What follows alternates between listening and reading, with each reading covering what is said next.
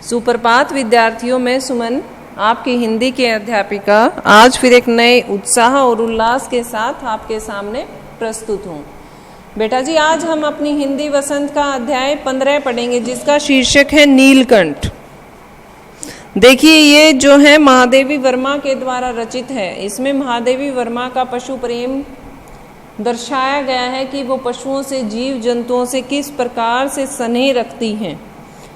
मनुष्य की भांति जो पशु पक्षी हैं बेटा, जैसी संवेदनाएं,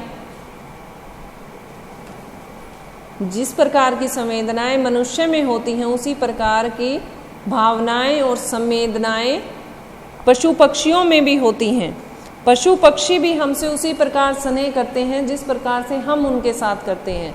अगर हम उनके साथ कठोरता से पेश आएंगे तो वो भी हमारे साथ निर्दयता से ही पेश आएंगे। जानवर, इंसान, कोई भी है, दोनों को प्यार की जरूरत है। अगर हम उन्हें प्यार देंगे तो वो हमसे प्यार करेंगे। मनुष्य की भांति वे भी संवेदनाओं और भावनाओं से ओतप्रोत होते हैं। सभी भावनाओं को, संवेदनाओं को समझने वाले होते हैं। जीव जंतु जो है मनुष्य की भावनाओं से ही प्रेरित होते हैं। जिस प्रकार से मनुष्य उनके साथ व्यवहार करेगा वैसा ही वो करेंगे। उन्हीं से प्रेरित होकर वो हमसे व्यवहार करेंगे। हम थोड़े से प्रयास से जीव जंतुओं से, प्रेम से, सहयोग से एवं उनको कर्तव्य की जो है उस भावना से जागृत करते हैं। किस प्रकार कर सकते हैं? जैसा व्यवहार हम करेंगे वैसा ही पशु पक्षी देखेंगे और वो हमारे साथ करेंगे। अतः हमें अपने जीव जंतुओं पर किसी प्रकार का अत्याचार नहीं करना चाहिए, उनसे कठोरता से पेश नहीं आना चाहिए, उनके साथ प्रेम भाव रखना चाहिए। ऐसा ही है ना, अगर आप लोगों के घर में, किसी के घर में कुत्ता हो तो आपने देखा होगा कि वो किस प्रकार से आप लोग जहाँ रहते हो वहीं रहता है। आप कहीं से आते हो तो बहुत अच्छे से नाचता कूदता है, वेलकम करता है, वो अपनी खुशी का इजहार करता है। और अगर आप उसे डांट दोगे तो वो आगे से वैसा नहीं करेगा। अब देखिए, इस पाठ में नीलकंठ में क्या है? ये 2-3 मोरों की कहानी है। इन मोर के अलावा इसमें और भी जीव जंतु हैं, लेकिन एक मोर है जिसका नाम महादेवी वर्मा नीलकंठ ही रख रही हैं। उसी के इर्द गिर्द ये कहानी घूमती है।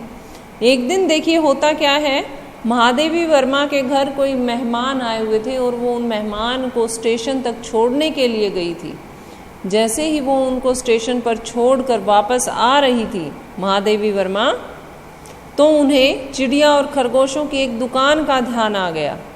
तभी वो अपने ड्राइवर को इशारा करती हैं और उसकी तरफ चलने का आदेश उसे देती हैं। बड़े मियाँ चिड़िया वाले की दुकान के पास जैसे ही वो पहुंचती हैं, सड़क पर आकर ड्राइवर को रुकने का संकेत करती हैं कि ड्राइवर यहाँ रुक जाएं, गाड़ी यहाँ रोक लें। मेरे कोई प्रश्न करने से पहले ही उन्होंने कहना आरंभ किया, सलाम गुरुजी, पिछली बार आने पर आपने मोर के बच्चों के लिए पूछा था। बड़े मियाँ वाला जो दुकानदार है उसके पास महादेवी वर्मा पहले कभी गई होंगी, और जब वो गई तो उन्होंने उनसे मोर के बच्चों के बारे में पूछा था कि कभी मोर के बच्चे आए तो आप मुझे बताना। तो शंकरगढ़ से एक चिड़ीमार 2 मोर के बच्चे पकड़ कर लाया है। एक मोर है और एक मोरनी है। वो दुकान वाला उन्हें बताता है।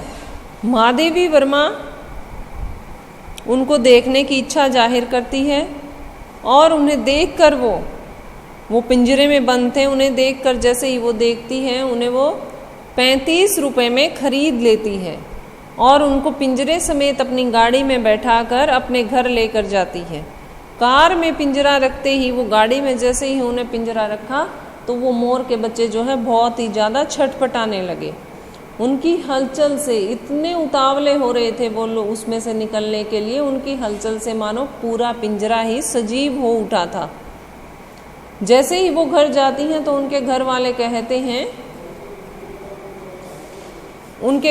कहते हैं कि ये जो मोर है ये मोर नहीं है, ये तीतर हैं, तुम ये तीतर ले आई हो। तो वो इस बात से चिढ़ जाती हैं और जैसे ही वो चिढ़ती हैं तो वो उन्हें अपने कमरे में बंद करके रख लेती हैं। महादेवी वर्मा को अपने घर वालों की बात पर गुस्सा आ जाता है कि वो इन्हें तीतर क्यों बता रहे हैं, वो तो मोर मोरनी खरीद कर लेकर आई हैं। वो कहती हैं कि तुम तो ठगी गई हो, तुम मोर की जगह तीतर के पैसे देकर आई हो।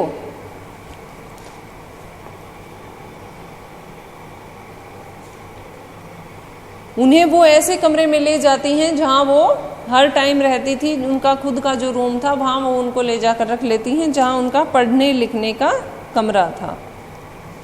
कमरे में पिंजरा रखकर वो उसका दरवाज़ा खोल देती हैं। कमरे में पिंजरा रखने के बाद वो पिंजरे में से उनको निकाल देती हैं और कमरे का दरवाज़ा बंद कर लेती हैं। और 2 कटोरियों में, एक में सत्तू और एक में पानी, एक में तो वो छोटी छोटी सत्तू की गोलियां बनाकर उनके लिए रख देती हैं और एक में पानी रख देती हैं। वे दोनों मेज के नीचे तो कभी अलमारी के पीछे घुस जाते। इस प्रकार वो दिन भर लुका छिपी खेलते रहते। वो मोर के बच्चे जो हैं कभी तो बेड के नीचे, कभी अलमारी उनके कमरे में जो भी कुछ था उसी के आगे पीछे नीचे वो घुसते रहते थे। फिर वो इस प्रकार से दिन भर घूमने के बाद थक गए। थक कर वो एक रद्दी की टोकरी थी उसमें जाकर सो गए। 1-2 दिन के बाद जैसे ही वो 1-2 दिन महादेवी वर्मा के साथ रहे तो उनका डर जो है वो खत्म हो गया। और जैसे ही उनका डर खत्म हुआ तो वो पूरे कमरे के इर्द गिर्द घूमने लगे। लेखिका ने उन्हें अन्य जीव जंतुओं से बचाने के लिए कमरे में बंद रखना ही ठीक समझा। बहुत कठिनाई से एक दिन लेखिका इन पक्षियों को दूसरे जीवों के साथ जाली घर में लेकर जाती है।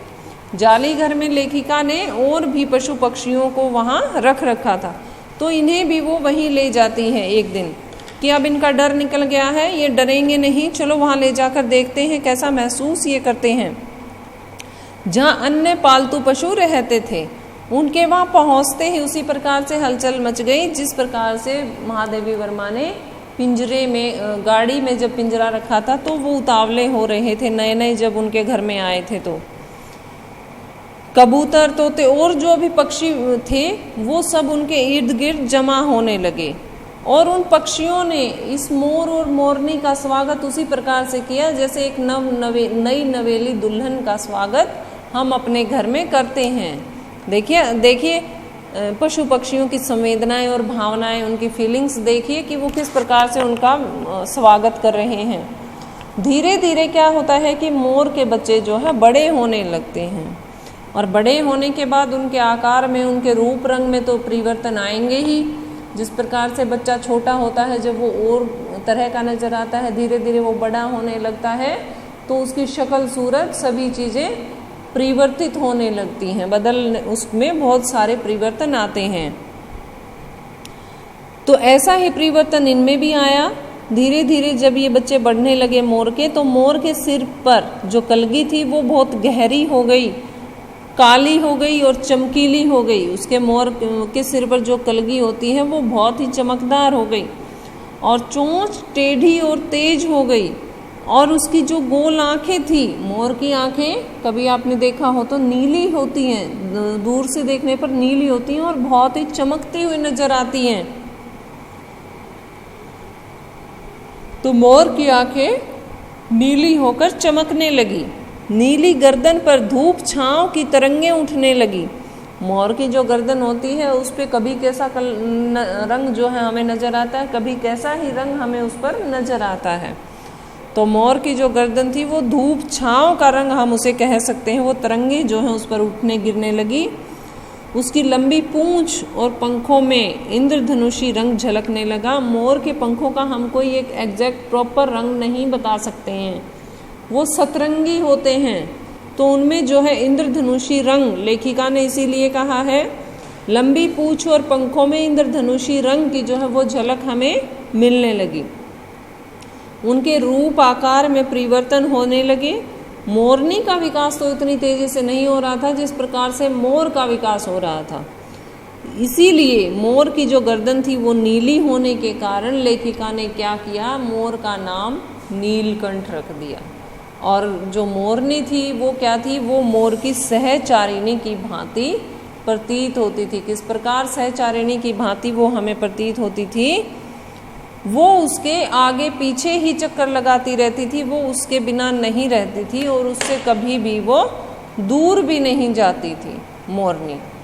तो लेखिका ने जैसे वो उसकी सहचारिणी प्रतीत हो रही थी, बनी हुई थी वो उसकी सहचारिणी, हर पल उसके साथ रहने के कारण उसका नाम उन्होंने राधा रख दिया और मोर का नाम नीलकंठ रख दिया।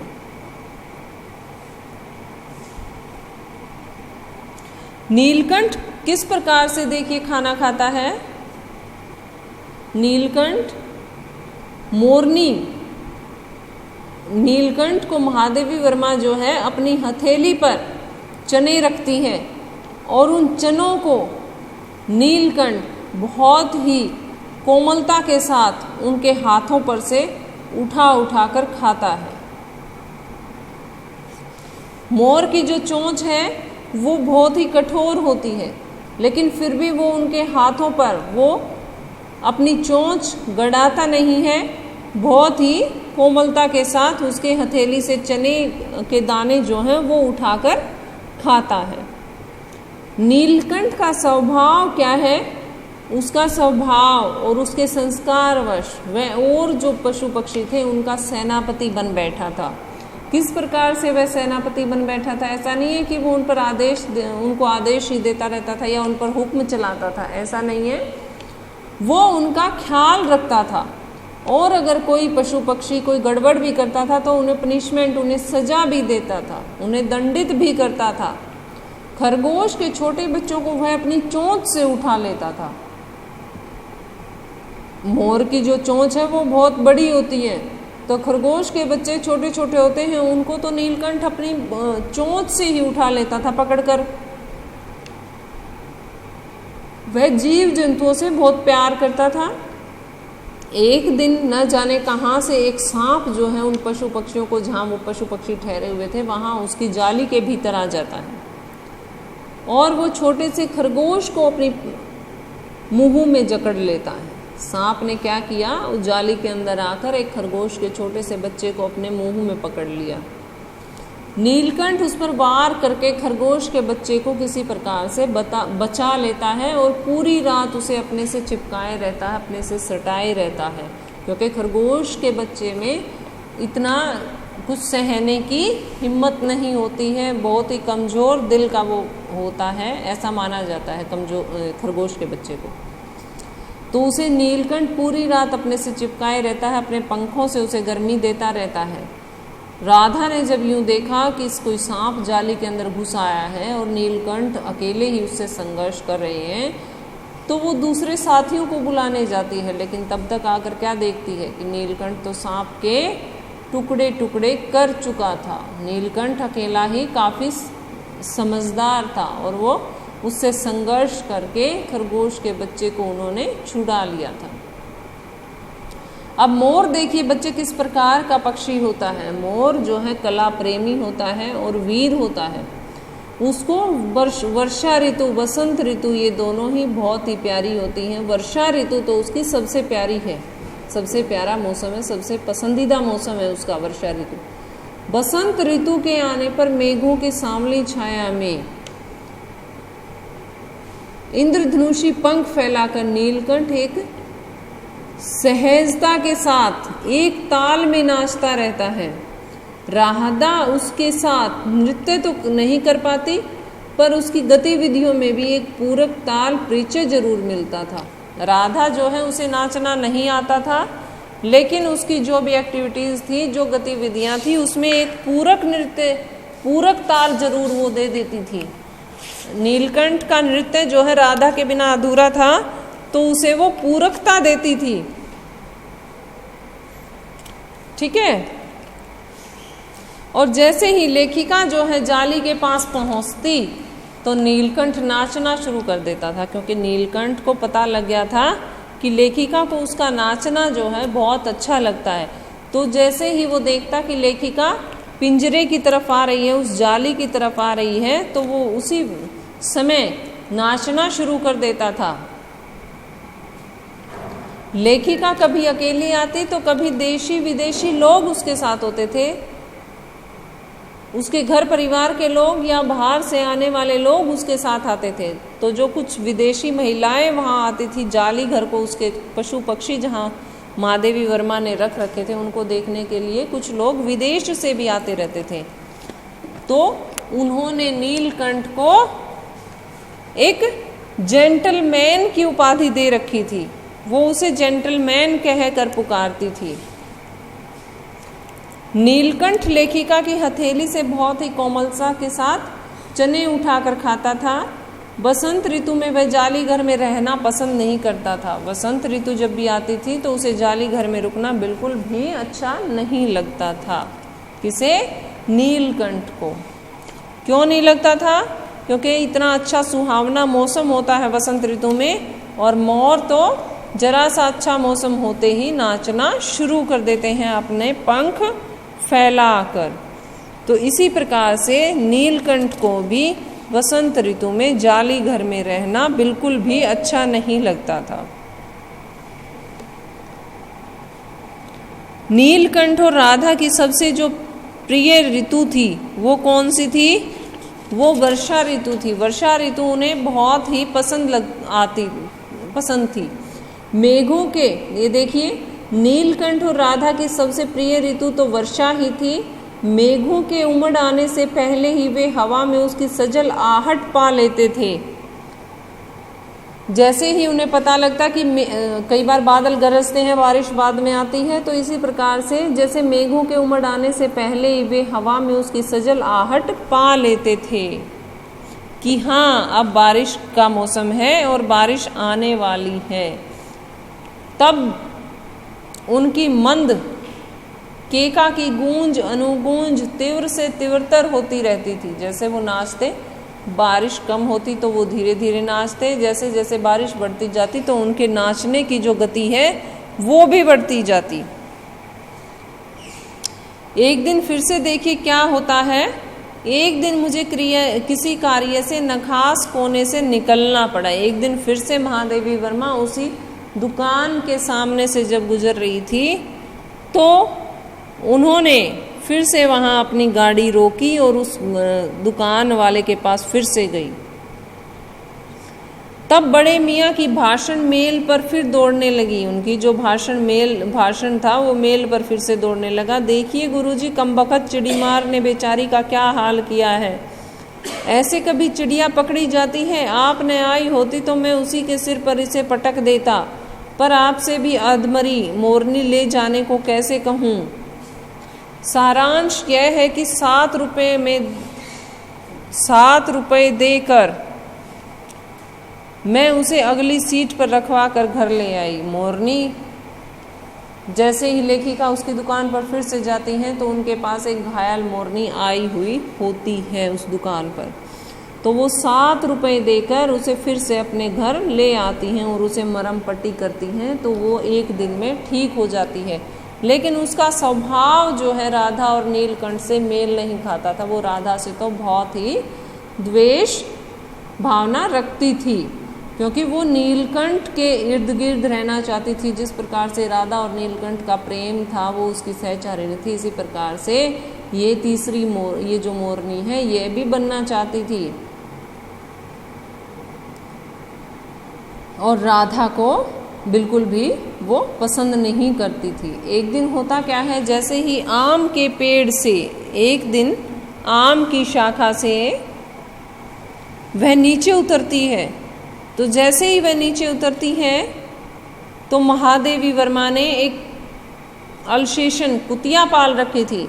एक दिन आम से उतरी ही थी कि कजली सामने पड़ गई। स्वभाव के अनुसार उसने कजली पर भी चोंच से प्रहार किया। परिणाम स्वरूप होता क्या है कि कजली के 2 दांत उसकी गर्दन पर लग गए। ये जो मोरनी थी ये किसी से भी मिलजुल कर नहीं रहती थी, तो अपने स्वभाव के कारण उसने कजली पर भी अपनी चोंच से प्रहार कर दिया। कजली ने भी उसके ऊपर 2 दांत गड़ा दिए और वो दांत ऐसे गड़ाए कि उसकी गर्दन पर ही जा लगे, और इस प्रकार उसका क्लह कोलाहल और द्वेष प्रेम भरा जीवन बचाया न जा सका। किसका? कुब्जा का। जो वो कुब्जा मोरनी थी, घायल मोरनी थी, उसके जीवन को नहीं बचा सके। इन 3 पक्षियों का जो पक्षी प्रकृति विभिन्नता लिए हुई थी वो जो परिचय दिया है वह लेखिका के लिए बहुत ही विशेष महत्व रखता है। राधा अब प्रतीक्षा में ही दुकेली है। आषाढ़ में जब आकाश मेघाच्छन्न हो जाता है तब वह कभी ऊंचे झूले पर और कभी अशोक की डाल पर अपनी केका को तिवर्तर करके नीलकंठ को बुलाती रहती है। इसी के साथ ये अध्याय समाप्त होता है बच्चा। आपको इस अध्याय में बच्चों अगर किसी को कुछ नहीं समझ में आया हो तो आप मुझसे मेरे व्यक्तिगत नंबर पर या व्हाट्सएप पर किसी भी प्रकार से संपर्क कर सकते हैं।